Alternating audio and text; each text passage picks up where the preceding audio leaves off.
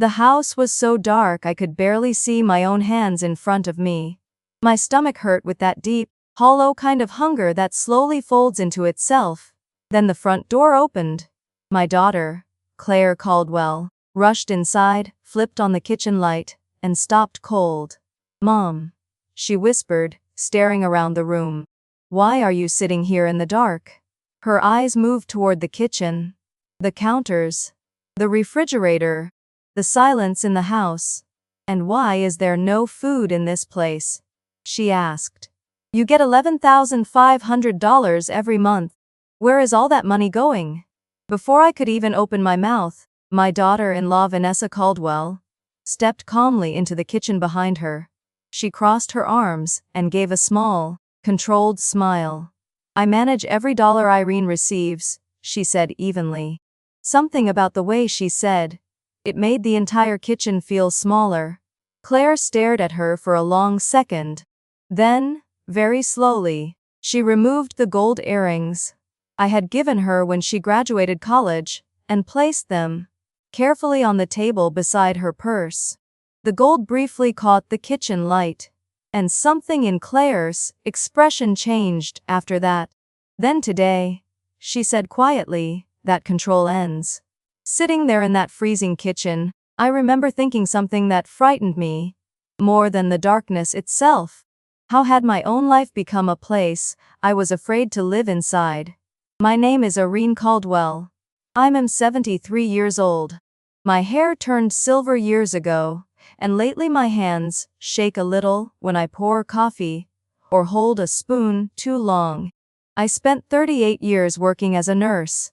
I saved carefully, invested carefully, planned carefully. Every month, my pension deposits $11,500 into my account.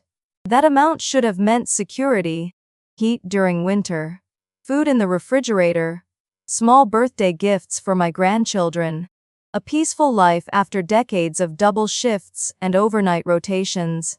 But that night, I was sitting in a freezing dark house with an empty refrigerator. If you've ever stayed quiet inside your own home, just to avoid conflict, you may understand exactly how I felt that winter. Before we go further, tell me where you're re-listening from tonight and stay with me, because what Claire discovered that evening was only the beginning. Claire slowly looked around the living room, like she had just walked into someone else's life. The curtains were closed. The heater clicked twice but never fully turned on. The air felt stale and cold.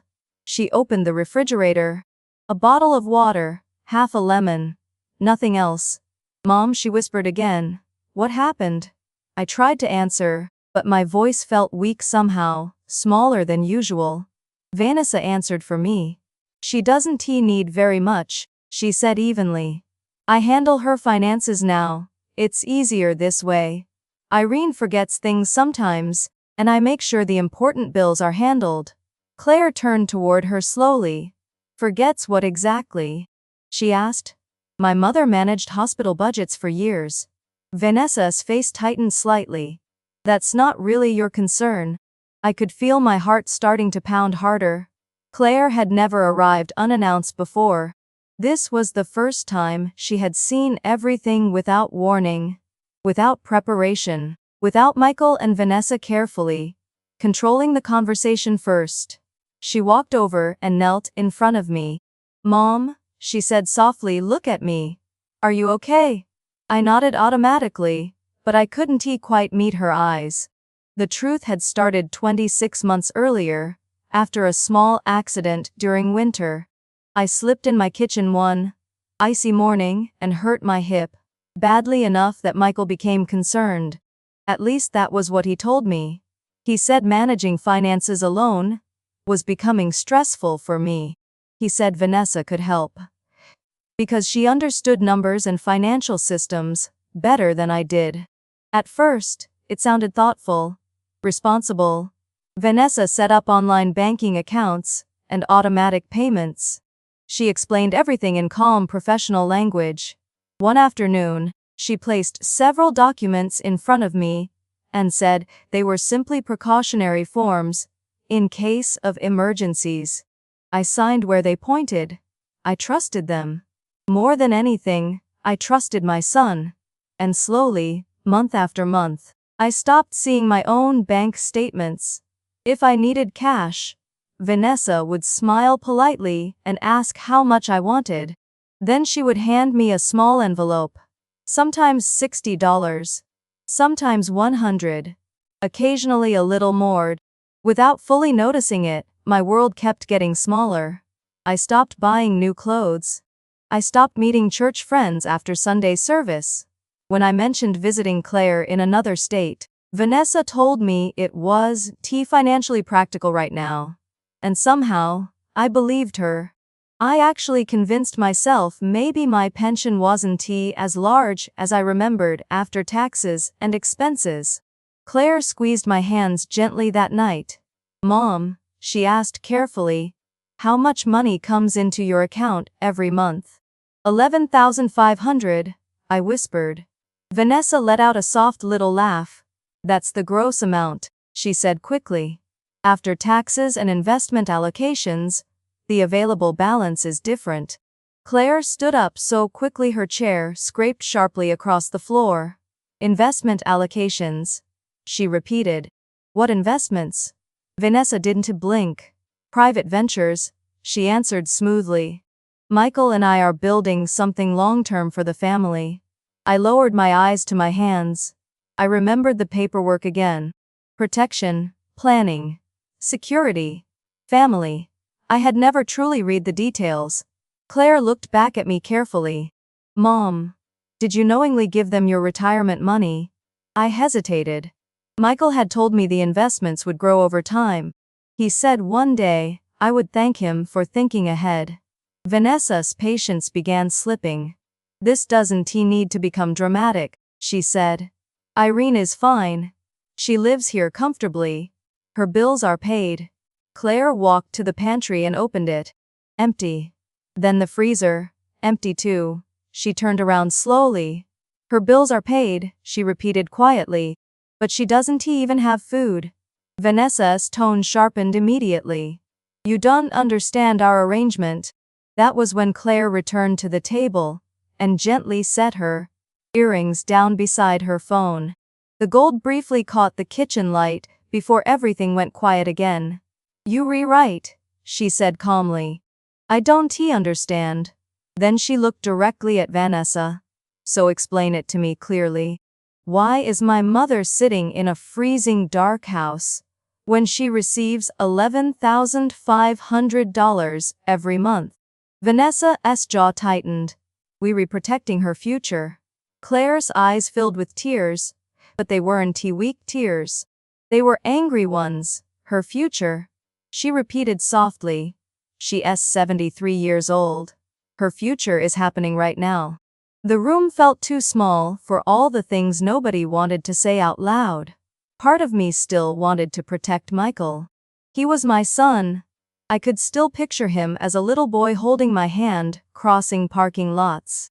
I remembered packing his lunches before school, sitting beside his bed during fevers, listening to him promise me he would always take care of me someday.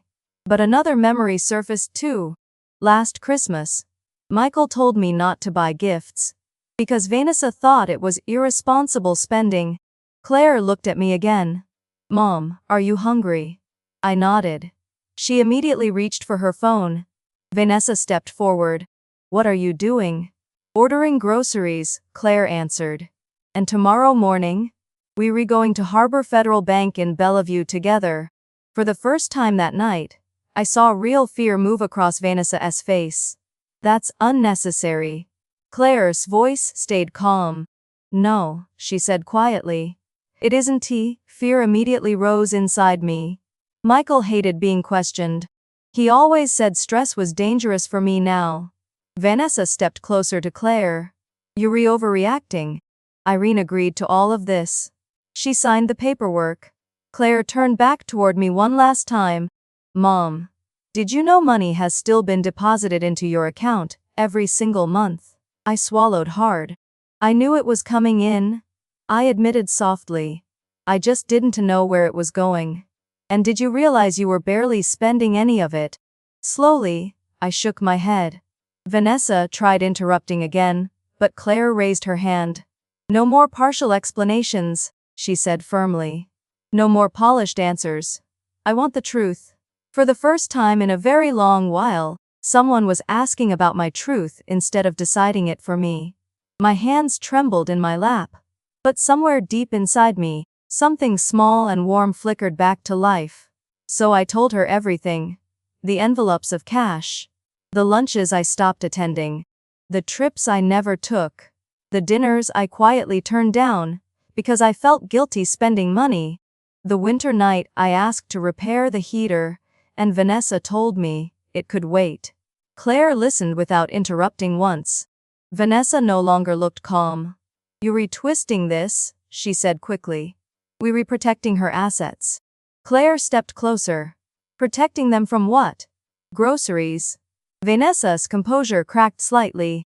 "You don't understand how difficult things have been," she said. "Michael's business needed temporary capital. We used some of Irene's funds for a while, but it'll be returned." Claire repeated the words slowly. "Used her funds." Hearing those words spoken aloud made my throat feel suddenly dry. Used. Not shared. Not carefully invested together. Used. Vanessa looked directly at me. "Irene, tell her you agreed." I looked between them. My daughter-in-law, both family. But only one of them had walked into my dark house and turned the lights back on. I took a slow breath. "I didn't understand what I was signing," I said quietly. The silence afterward felt enormous. Color slowly drained from Vanessa's face. Claire didn't yell. She didn't cry. She simply picked her earrings back up and closed them tightly in her hand, before looking at me again. Then she said something that changed the entire shape of that night. "If you didn't fully understand it," she said softly, "then this wasn't consent." Her eyes shifted toward Vanessa. This was exploitation. Vanessa opened her mouth to argue again. But before another word could leave her lips, Claire's phone began vibrating across the table. At almost the same moment, Vanessa reached for her own phone too. I recognized the look on her face immediately. Fear. Claire glanced at the screen. "Michael." Without hesitating, she answered and placed the call on speaker. My son's voice filled the kitchen. "What's going on over there?" he demanded. Vanessa spoke first. "Claire's creating problems at your mother's house." Claire stayed perfectly calm. "There's no drama here," she said evenly. "There's just the truth.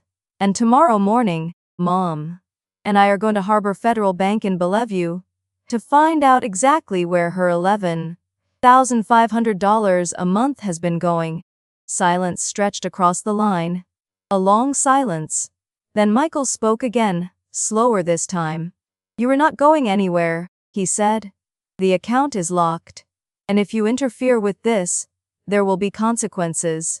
The word consequences settled over the room like smoke. Claire's fingers tightened around the earrings in her hand. I felt cold all over again.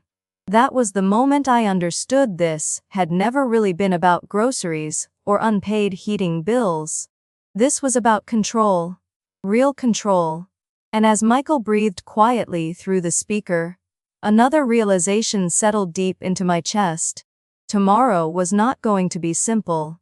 Because if my account had been locked while my own name was still attached to it, then someone had changed more than passwords and bank settings. Someone had slowly taken authority away from me, and I was about to learn how far my own son was willing to go to keep it. Michael was still breathing on the line when the call abruptly disconnected. No goodbye. No explanation. Just silence. The quiet afterwards somehow felt heavier than the argument itself. Claire slowly lowered the phone. Vanessa remained near the kitchen doorway, frozen in place, her eyes moving quickly, like she was already trying to calculate her next move. I stayed in my old armchair, the one Michael bought years ago, back when hugging me came naturally to him. My heartbeat was so loud I could hear it in my ears. Mom, Claire said softly. Look at me. I raised my eyes. After signing those papers, did you ever personally go to the bank? No, I whispered. Did they ever show you complete statements? Again, I shook my head. No, Vanessa stepped in immediately. Irene trusted us. Michael handles the business side of things. You live comfortably. Nothing bad has happened. Claire turned toward her slowly. Nothing bad, she repeated quietly. She's sitting in a freezing dark house with no food. The electric bill is paid. Vanessa snapped defensively. The heater is turned off, Claire replied. I wanted to disappear. I hated conflict. My entire life, I had been the person trying to smooth tension away. Before it became a fight. I was the mother telling everyone not to argue. The wife trying to calm every room down before voices got too loud. For years, I believed silence protected families. I never realized silence could slowly erase a person too. Vanessa grabbed her purse from the counter. I'm leaving, she said tightly. Michael will handle this tomorrow. Claire stepped directly in front of her. No, she said calmly. Tomorrow morning at 9. We're all going to the bank together. Vanessa's lips pressed into a thin line. You don't have the authority to demand that. Claire finally looked at her. She does. Then she pointed at me. Something shifted inside my chest at that moment. Authority. I had almost forgotten that word could still belong to me. Vanessa looked at me differently then. Less confident. Almost nervous. Irene, tell her to stop. This is embarrassing. Embarrassing? I slowly looked around my kitchen. Embarrassing was opening a refrigerator and finding almost nothing inside. Embarrassing was asking for $60 when $11,500 belonged to me. I drew in a slow breath. I want to see my account, I said quietly. Vanessa stared at me like she no longer recognized the woman sitting across from her. You don't understand the larger plan, she insisted. Michael's company is expanding. Once things stabilize, all of this will come back multiplied. Claire crossed her arms. What company? Vanessa hesitated. That hesitation revealed more than her answer ever could. 3 years earlier, Michael started a construction company called Caldwell Urban Development. At least that was the version he gave us. He said it was an opportunity. He said startup financing would only be temporary. He said banks moved too slowly, and family should support family. And sitting there that night, I remembered the exact evening he first brought it up. He sat at this same kitchen table, held both my hands, looked directly into my eyes. Mom, he told me, this could change everything for us. I just need temporary backing. I promise I'll protect you. I remember asking quietly if it was risky. Michael smiled. Not with me running it. And like always, I believed him. Claire turned back toward Vanessa.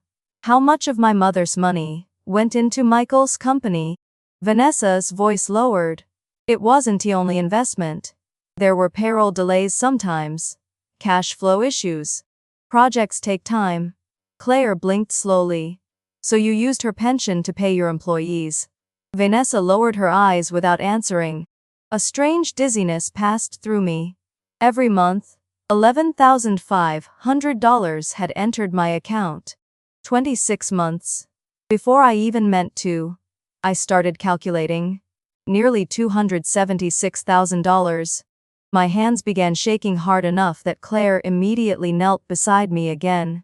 Mom, she whispered gently. Breathe, just breathe. Vanessa tried to sound reasonable again. The money isn't gone. It's circulating. Once the next project closes, things will stabilize. Claire stood back up slowly. How much is left in her account right now? Vanessa stayed silent. Claire's eyes narrowed. How much? Vanessa swallowed. Almost nothing. Nobody spoke. For a second, the room actually felt tilted beneath me. Almost nothing. That was all that remained. I thought about the Christmas Michael told me not to buy gifts. The birthday dinner Vanessa called wasteful. The heater I never repaired Because I felt guilty spending money. Claire stared at the screen in disbelief. Then she grabbed her phone again. I'm calling the bank. Vanessa stepped forward too quickly. You can T. Claire looked at her sharply. Why not? The account requires authorization codes now. Claire's expression hardened. And who set those up? Vanessa didn't answer. And for the first time, everything became painfully clear to me. They hadn't simply helped me manage my finances. They had taken control of them. Passwords changed. Statements redirected. Access removed. They had quietly built a system where I could no longer see my own money without going through them first. Claire's voice became calm in a way that almost sounded cold. Mom? Tomorrow morning we were going to Harbor Federal Bank. And if the account is locked, we were requesting a full investigation. Vanessa's face immediately lost color. Claire continued. If money was moved without informed consent, that's financial abuse. Financial abuse. I had heard those words before, on television programs and news reports. They always sounded like something that happened to strangers, not mothers. Vanessa shook her head quickly. That's extreme. We're family. Yes, Claire replied, softly. Exactly. But the word family no longer felt simple. It felt heavy, complicated. Vanessa grabbed her coat. I'm going home, she muttered. Michael will speak to both of you tomorrow. Then she walked out without another word. The front door closed behind her, and somehow the house felt quieter, but lighter too. Claire helped me sit at the kitchen table. She ordered groceries for delivery, and less than an hour later, bags of food sat on my counter again. Then she made soup while I watched from my chair. The smell slowly filled the kitchen with warmth I hadn't realized I missed. Mom, she asked gently while stirring the pot, why didn't you tell me any of this sooner? I stared at the steam rising into the air. Because I thought I was helping him, I admitted softly. And because I was ashamed. Ashamed of what? Needing help. Not reading things carefully enough. Getting older. Claire turned off the stove and faced me fully. You are not helpless, she said firmly. You were my mother. You worked your entire life for that money. Nobody has the right to take control of it without your full understanding. Tears slid quietly down my face. I didn't want Michael to fail, I whispered. Claire's expression softened immediately. Wanting your son to succeed doesn't mean surrendering your entire life to him. We ate slowly that night. After dinner, Claire checked my mail. No bank statements. Then she opened my old computer and tried accessing my email. The password no longer worked. Claire stared at the screen for a moment. Vanessa changed it, she said quietly. Then she leaned back in the chair and looked toward the wall like she was beginning to understand just how deep all of this really went. Claire sat quietly for a moment after checking my computer screen. Then she looked back at me carefully. Mom, she said softly, I need to ask you something important. I felt my stomach tighten immediately. Did you ever sign a power of attorney document? I tried to think back. That afternoon with the paperwork had blurred together in my memory. There had been so many pages spread across the kitchen table. Vanessa kept saying everything was routine, temporary, convenient. I signed where they told me to sign. I don't remember the document titles, I admitted quietly. Claire closed her eyes for a brief second, like she was trying to stay calm. If they have financial power of attorney, she explained carefully, they can legally manage your accounts. But they were still required to act in your best interest. If they used your money for themselves without fully informed consent, that can still be abuse. The legal language sounded complicated, but the meaning underneath it was painfully simple. Even if I had signed those papers, Michael and Vanessa were supposed to protect me, not drain my account. Something inside me cracked then. Not loudly, quietly, like thin glass splitting under pressure. I suddenly remembered Michael as a child again. The little boy who once saved allowance money, just to buy me flowers from the grocery store. The boy who proudly told his third-grade teacher I was the strongest woman he knew. Where had that boy gone? Claire quietly washed the dishes while I sat there thinking. Then she came back, sat across from me, and took both my hands into hers. "Tomorrow may get ugly," she said gently. "Michael isn't he going to like this? But we're still going?"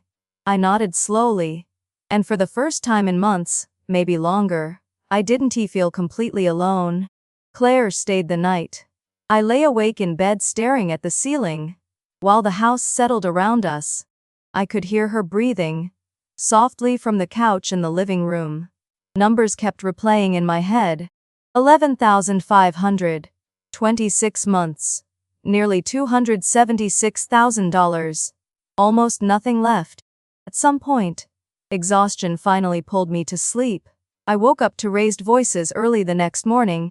Michael's voice. Sharp. Angry. "You have no idea what you're doing," he was saying. I hurried out of my bedroom. Michael stood in the living room with his face flushed red.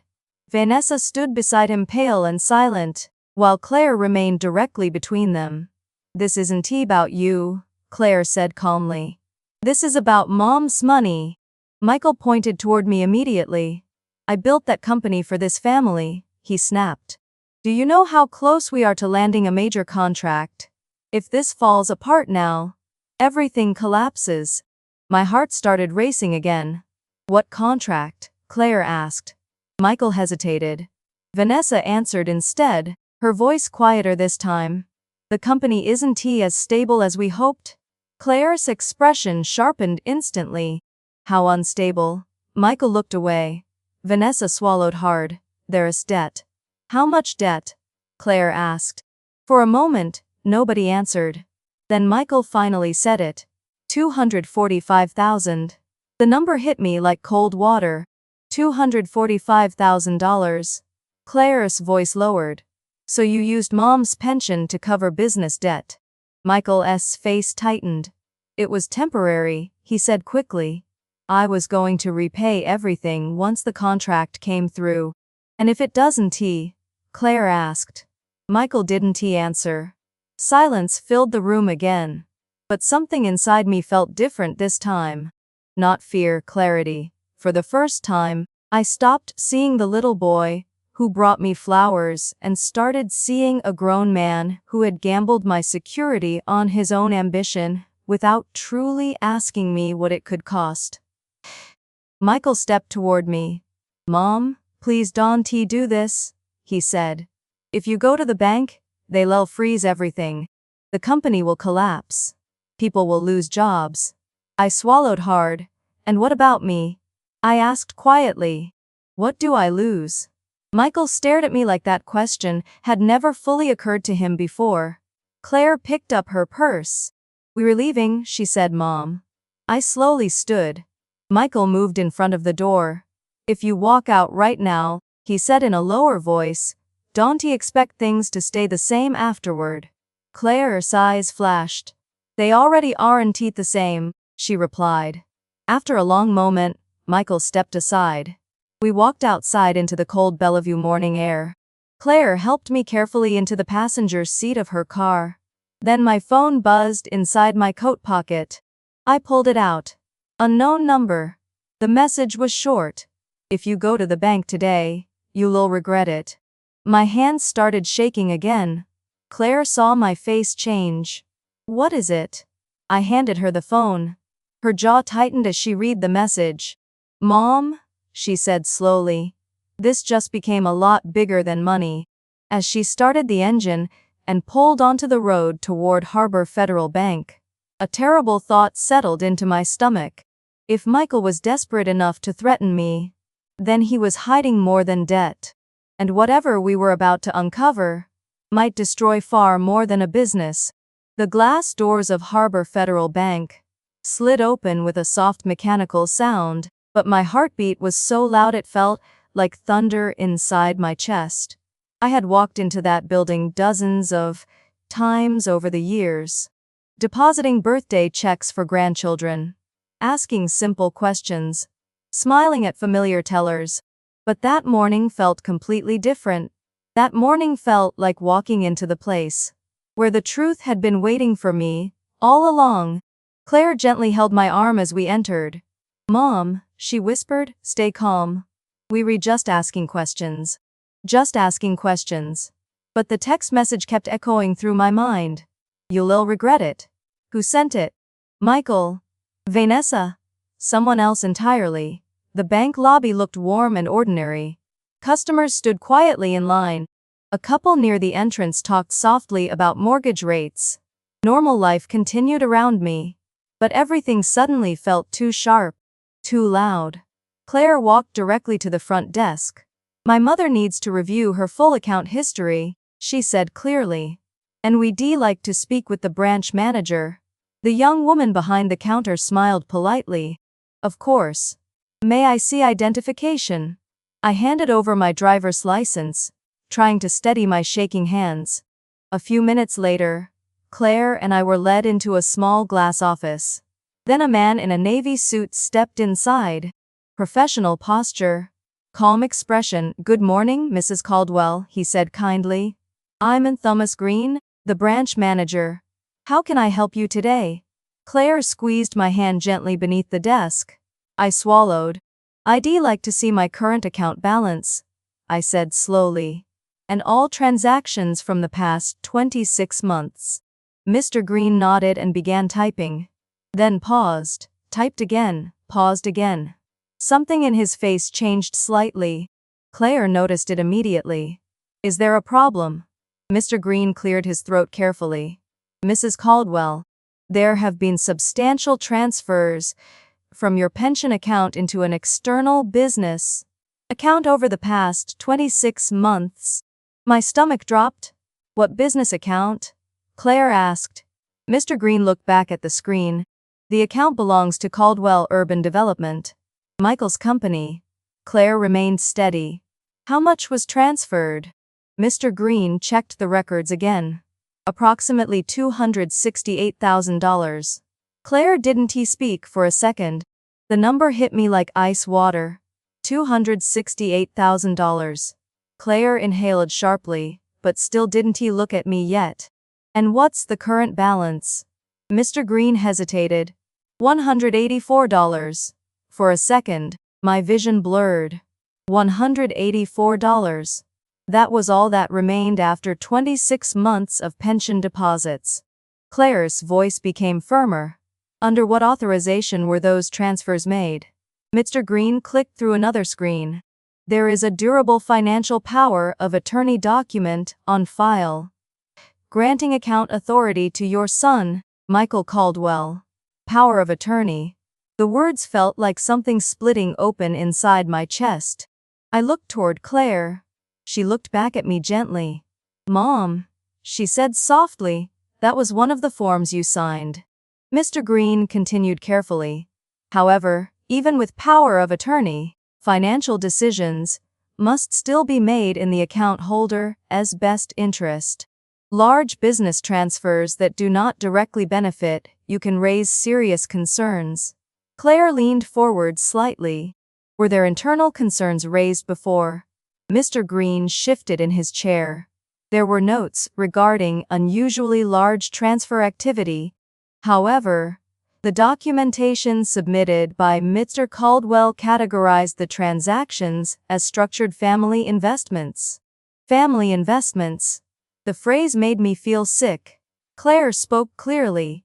"We want to file a formal review of every transaction immediately."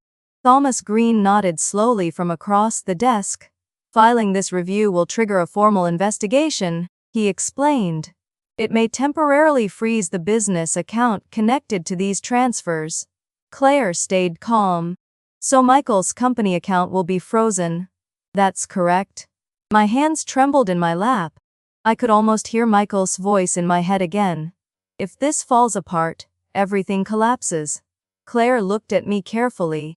"Mom, do you want to move forward with this?" That was the moment everything seemed to narrow into one choice. Protect my son, or protect myself. I thought about the dark kitchen, the empty refrigerator, the heater I never repaired, the envelopes with $60 folded inside.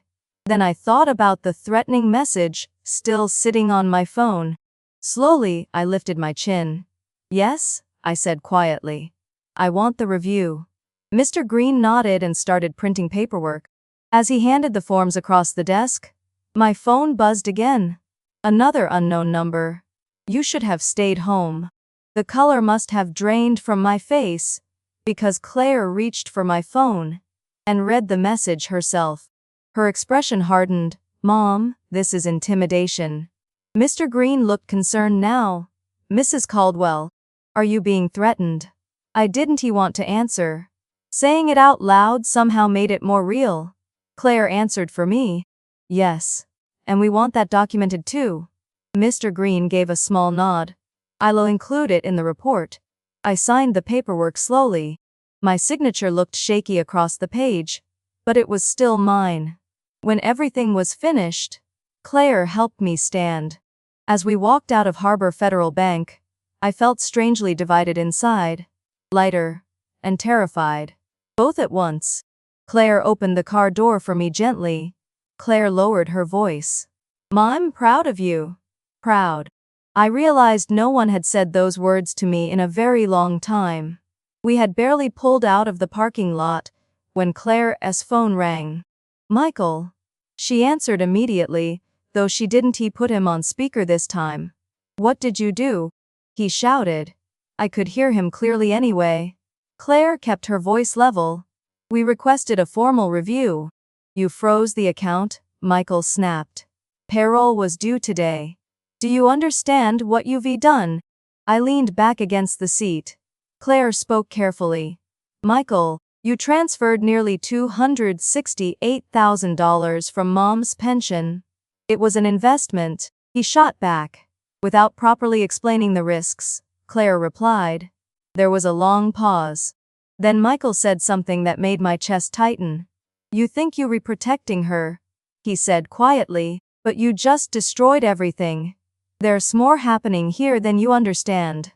Claire's expression shifted slightly. What does that mean? Silence. Then the call disconnected. Claire looked over at me. Mom, I don't think this is only about a failing business anymore.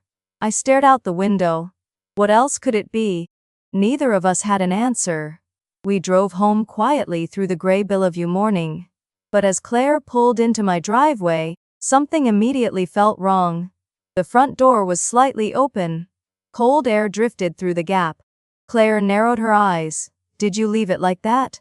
No, I whispered. She parked quickly. Stay in the car. But I couldn't. I stepped out slowly behind her. The house felt wrong before we even walked inside. Disturbed somehow. Claire pushed the door open fully. At first, the living room looked normal. Then I saw the file cabinet near my desk standing open. Papers scattered across the floor. Drawers pulled halfway out. Claire moved inside immediately. Mom, stay near the door. I looked around slowly. My jewelry box was open too, but nothing obvious had been stolen. It looked more like someone had searched for something. Claire crouched to gather papers from the floor. These are your medical records, she said. And copies of your property deed. A cold feeling spread through my chest. Why would anyone want those? Then I noticed an envelope sitting on the kitchen table. My name was written across the front. Irene. Claire carefully opened it. Inside was a single sheet of paper. 3 words printed in thick black letters across the page. Stop digging now.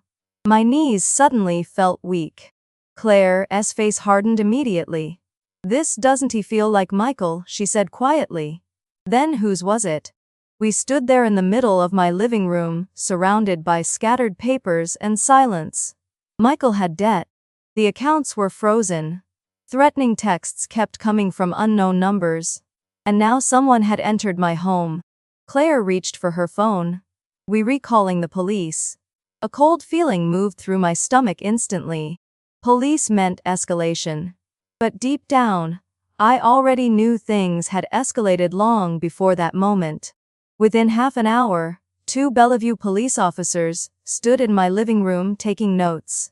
There were no broken windows. No damaged locks. No signs of forced entry. Which meant whoever came inside had a key. Claire and I looked at each other at the same time. Michael had one. Vanessa had one.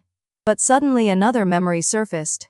3 months earlier, Michael asked for spare keys because contractors supposedly needed access for renovation estimates.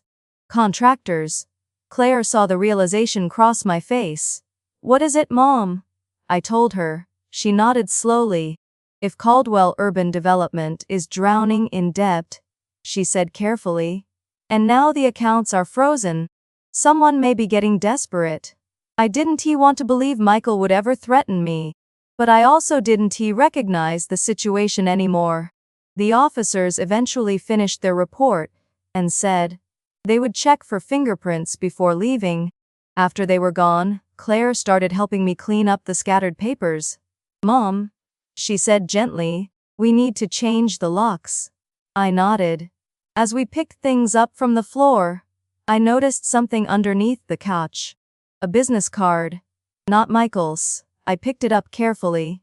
Edward Langley. Financial consultant. There was a phone number underneath the name. I frowned. I don't know who this is. Claire looked at the card for a long moment. Why would a financial consultant be inside your house? A chill moved through me. Unless. Claire looked up at me slowly. Michael may not be the only person involved in this. Cold settled through the room again. If someone else had been advising Michael behind the scenes, then someone else might also be controlling how far this situation had gone. I held the card tightly in my hand. The name meant nothing to me, but something deep in my chest told me this story had just become much bigger than a failing company.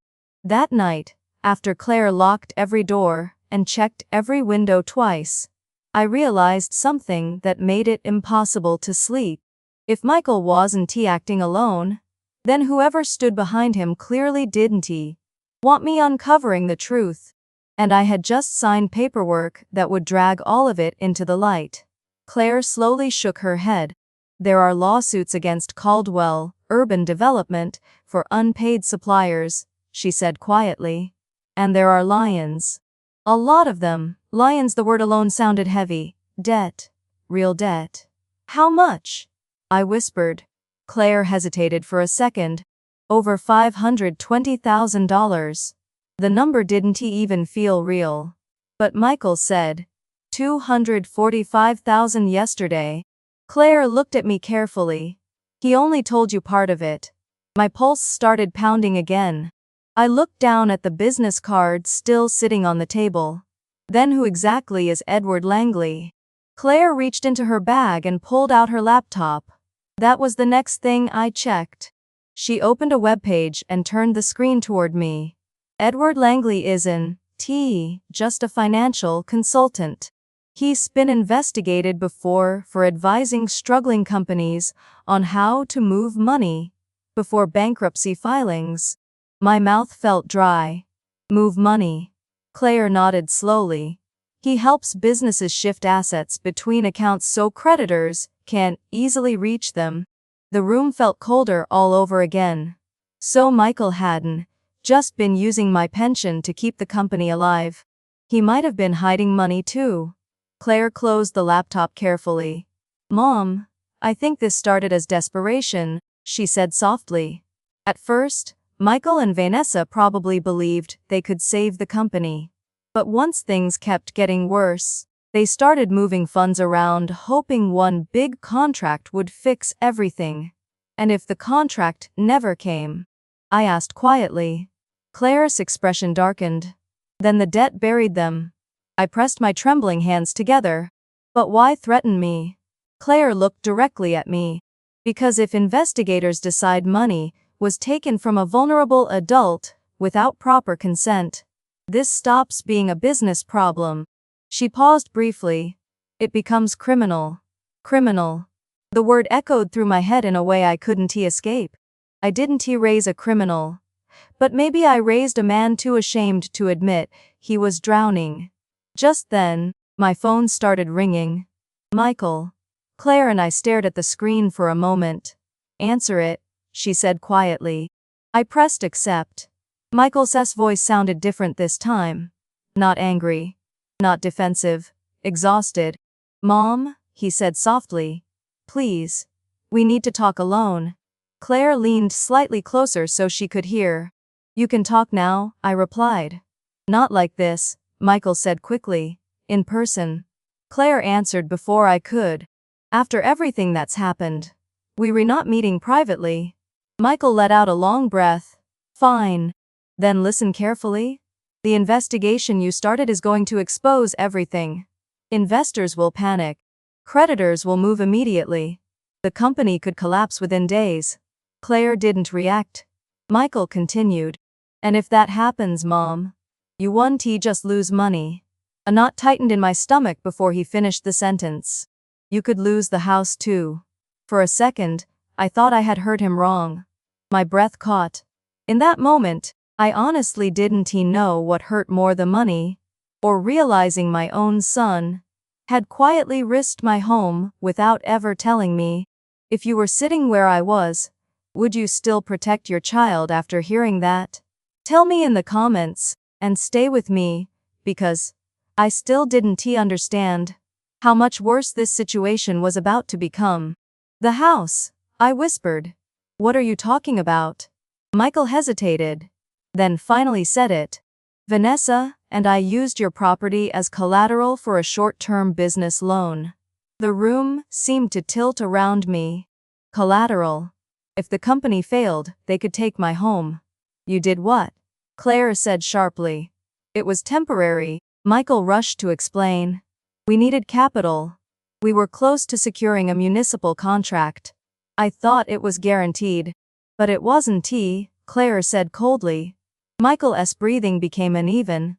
Edward said it would work, he muttered. He said moving funds through Mom's account would improve our liquidity statements. He called it strategic. Claire's eyes narrowed immediately. So Edward Langley advised you to move Mom's pension into the business? Yes, Michael snapped. Because I didn't have a choice. I felt tears slide quietly down my face. Claire's voice stayed firm. You did have a choice. You could have told the truth. For the first time since the call began, Michael sounded close to breaking. I didn't want either of you seeing me fail. Silence filled the room again. And in that silence, something painful became clear to me. Michael had started this because he wanted to hurt me. He started it because he was terrified of failure. But fear had turned into deception. And deception had slowly turned into panic. If the account stays frozen, Michael continued quietly, the lender is going to review the collateral agreement. If they find irregular financial movement, they'll accelerate the loan. Claire spoke immediately. And if the loan gets accelerated, Michael went silent for a second. Then they can take the house. The air suddenly felt too thin to breathe comfortably. That house wasn't just property. It was my husband's laughter echoing through the kitchen years ago. It was Christmas mornings. Hospital bags carried through the front door. After both my children were born. You put my home at risk, I said softly. Michael didn't answer right away. Finally, almost in a whisper, he said, Mom, I was going to fix it. Soon later. Temporary. None of those words meant anything anymore. Claire spoke clearly. You need to come here today with every document you have. Loan agreements. Contracts. Everything. Michael hesitated. And bring Edward Langley, she added. A long silence followed. Then Michael finally said, Fine. The call ended. I sat there very still. Claire moved closer and wrapped her arms around me. We'll fix this, she whispered. But for the first time, I wasn't sure whether fixing things meant saving Michael or saving myself. 2 hours later, Michael and Vanessa stood in my living room again. Michael looked exhausted. His shoulders slumped forward, and the confidence he used to carry so easily was gone. Vanessa stood quietly beside him, pale and tense. And behind them stood a man I had never met before. Tall, gray suit, calm expression. Edward Langley. Mrs. Caldwell, he said smoothly, offering a polite smile. "It's good to finally meet you." His voice sounded friendly enough, but something about his eyes unsettled me immediately. "Claire, didn't he offer him a seat?" "Explain everything," she said firmly. Edward folded his hands together calmly. "The market environment has been difficult," he began. "Michael sought professional guidance, and temporary asset reallocations were structured to maintain solvency. Situations like this are not uncommon." Claire crossed her arms. "Using a 73-year-old woman's pension without informed consent is uncommon." Edward's smile tightened slightly. "She signed a durable financial power of attorney." I finally spoke up. Didn't he understand what I was signing?" Edward looked directly at me. "Understanding can be subjective," he replied evenly. Claire's eyes flashed immediately. "No. Legal consent requires clarity. If material risks were hidden, that's misrepresentation." Michael rubbed his forehead hard. "Stop arguing legal definitions," he muttered. "We need solutions." "Yes," Claire said calmly. "We do." I looked directly at my son. "Why didn't you tell me the company was failing?" For the first time all day, Michael actually held my gaze. "Because I didn't want you seeing me as a failure." For a brief second, my heart softened. Then I remembered the empty refrigerator. Edward stepped slightly forward. "There is still a path forward," he said smoothly. "If the investigation is withdrawn and operational liquidity is restored, the pending deal can still close." Claire shook her head immediately. "We are not moving another dollar." Edward's tone lowered. "If legal escalation continues, creditors may accelerate recovery actions. The property could be seized within weeks." Seized. The word echoed through the room. Vanessa finally spoke, her voice shaking. "We never wanted any of this to happen." Claire turned toward her instantly. "Then why were threatening messages sent to my mother?" Vanessa looked genuinely confused. "We didn't send anything." The room went still. "You didn't?" Claire asked sharply. Michael slowly shook his head. "I swear, Mom. We didn't break into the house. We didn't send those messages." Claire and I exchanged a quick glance. "Then who did?" Edward adjusted his tie carefully before speaking again. "Mrs. Caldwell's financial activity," he said evenly, "has attracted attention beyond this family." My stomach tightened immediately. "What kind of attention?" Edward Langley looked directly at me before answering. "Some of Michael's creditors believe money may have been intentionally shielded from recovery efforts," he said carefully. "That creates pressure on everyone connected to the transfers." Everyone connected. Meaning me. Suddenly I wasn't just a mother trapped inside family problems anymore. I was standing in the middle of a financial disaster, spreading far beyond my own house. Claire stepped forward without hesitation. "Then this ends now," she said firmly. "We re-cooperating fully with the bank investigation, and we rehiring an independent attorney." For the first time since arriving, Edward's calm smile disappeared completely. "If you escalate this situation," he said quietly, "the consequences may become irreversible." Fear rose inside me again. But this time something else rose with it too. Strength. For months, I had sat quietly in dark rooms, trying not to upset anyone. Now I was standing in the middle of the truth, whether they liked it or not. I looked directly at Michael. "If my home is at risk because of your decisions," I said slowly, "then you need to face those decisions honestly." Tears filled Michael's eyes almost immediately. Edward glanced sharply toward him. And that was when I noticed something important. Michael wasn't just nervous around Edward. He was afraid of him. Claire noticed it too. "Mom," she whispered carefully, "this is bigger than we thought." At that exact moment, Edward's phone buzzed inside his pocket. He glanced down at the screen, and for the first time, tension crossed his face too. My heartbeat quickened again. Whatever had been done with my pension was starting to unravel. And when large amounts of money begin collapsing around desperate people, They rarely walk away quietly. They fight to protect themselves. Edward's phone kept vibrating every few seconds.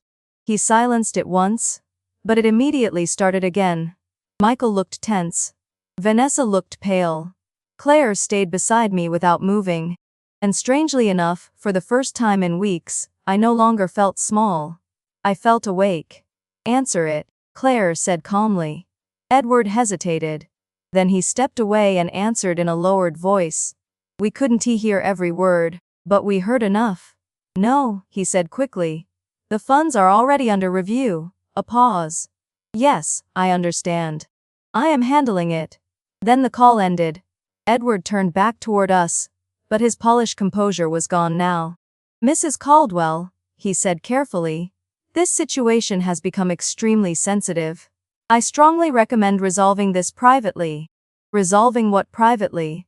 Claire asked immediately. Edward looked at me again.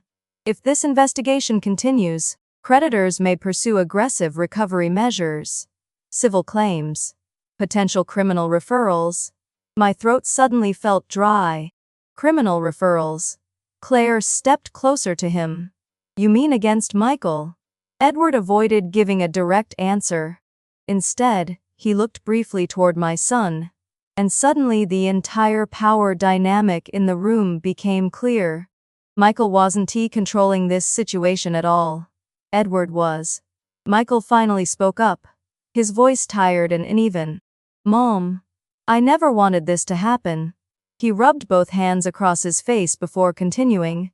"When the business started failing, Edward said temporarily moving your pension into operational accounts would improve our cash flow position. He said once we landed the city contract, everything would stabilize. But the contract never happened," Claire said quietly. Michael nodded. "We kept waiting. Payroll deadlines kept coming. Suppliers got angry. I thought one more month would fix everything." Claire looked at him steadily. "One more month became 26 months. Michael lowered his eyes. "I kept telling myself I'd pay everything back before you noticed." I stared at him for a long moment. Before I noticed. As if I was never supposed to know my own life was disappearing. Edward stepped forward again, trying to regain control of the room. He folded his hands for a moment before speaking. "Emotion 1T solve this," he said evenly. "The practical solution is simple. Withdraw the investigation. Allow one final transfer to stabilize operations. The pending deal closes, and everyone walks away protected." Claire shook her head immediately. "No more transfers." Then I spoke. My voice surprised even me because it sounded calm. "Mr. Langley, you advised my son to use my pension and my home as collateral without making sure I fully understood the risks. Is that correct?" Edward's jaw tightened slightly. "All documents were legally signed." "That isn't what I asked." Silence. I continued looking directly at him. "Did you tell Michael my home could be seized if the deal failed?" Edward said nothing. Michael answered instead, barely above a whisper. "He told me it was low risk." Low risk. Such harmless words for something that had nearly destroyed my life. My empty kitchen hadn't been harmless. My shaking hands hadn't been harmless. Those threatening messages hadn't been harmless either. Claire stepped in again. "We already filed the review with Harbor Federal Bank," she said firmly. "And we're recontacting legal counsel. If creditors want answers, they can speak to attorneys, not to my 73-year-old mother." For the first time, Edward's composure cracked completely. "If this becomes a legal matter," he snapped, "Michael could become personally liable for fraudulent asset transfers." Michael stared at him in shock. "You told me everything was structured legally." Edward didn't respond. But the silence answered for him. Claire slowly turned toward Michael. "He protected himself," she said quietly. "Not you." I watched the realization spread slowly across my son's face. Michael had trusted Edward the same way I once trusted Michael, and now both of us were standing inside the damage that trust had created. I took a slow breath. "Michael," I said gently but firmly, Were you ever going to tell me the full truth? Tears filled his eyes again. No, he admitted softly. I thought I could fix it before you found out. And finally, everything became painfully clear to me. This story had started with pride. Michael was terrified of failing. Instead of asking for help, he hid the truth. Then silence turned into deception. And deception slowly turned into danger. Claire picked up her phone. I'm calling the attorney now. Edward took a small step backward. If you do that, negotiations end. Good, Claire replied. They should. Within the hour, an independent financial attorney arrived at my house.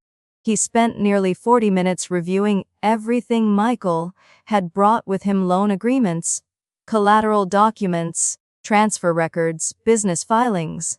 When he finally looked up, his expression had turned serious. Mrs. Caldwell, he said carefully, you did sign a durable financial power of attorney. However, the use of your funds appears to have exceeded reasonable fiduciary responsibility. He tapped one document lightly with his finger. And placing a lion against your home as business collateral creates significant legal exposure. I looked directly at him. Can I lose my house? He paused before answering. Yes, he said quietly. Unless the loan is renegotiated or resolved. Michael looked devastated. I never wanted her house at risk, he whispered. I held his gaze for a long moment. But you still put it there, I said softly. The attorney continued reviewing the paperwork. There may also be liability exposure for Mer. Langley if improper advisory conduct can be established. Edward's expression tightened immediately. I provided guidance within standard financial practice. The attorney barely reacted. Using a retired woman's pension to artificially strengthen liquidity during severe debt distress is highly questionable. Claire crossed her arms. So what happens now? The attorney answered calmly and directly. First, all further transfers stop immediately. Second, creditors will be informed that Mrs. Caldwell now has independent legal representation. Third, we investigate possible advisory misconduct. And finally, we secure Mrs. Caldwell's remaining assets. Michael looked like he could barely stay standing. I destroyed everything, he said quietly. I walked toward him slowly. No, I said gently. You destroyed trust. That's different. He looked at me with exhausted confusion. I continued softly. Money can be rebuilt. Businesses can restart.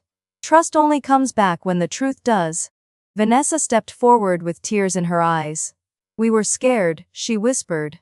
We thought if people saw us fail, they'd see us as weak. Claire shook her head slowly. Hiding the truth is weakness, she said. Telling it is strength. The next few weeks were difficult. The investigation confirmed what we already suspected. Nearly $268,000 from my pension had been transferred into Michael's failing business over 26 months.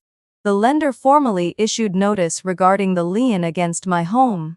But once attorneys became involved, things slowly began to shift.